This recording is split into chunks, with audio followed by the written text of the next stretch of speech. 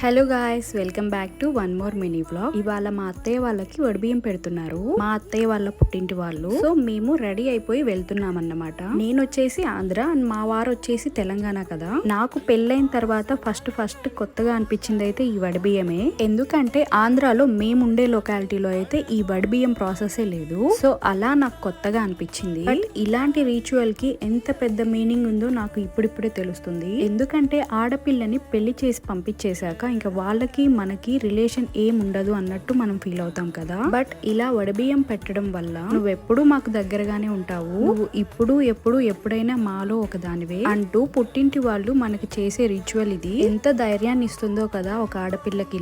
ఇలాంటి ఒక రిచువల్ వల్ల మనం పుట్టింటి వాళ్ళకి ఎప్పుడు దగ్గరగానే ఉంటాము. 3 years కి ఒకసారి 5 years కి ఒకసారి సరదాగా ఇలా సెలబ్రేట్ చేసుకుంటారు. ఎంత హ్యాపీగా అనిపిస్తుందో కదా అందరం కలిసి ఇలా సెలబ్రేట్ చేసుకుంటే.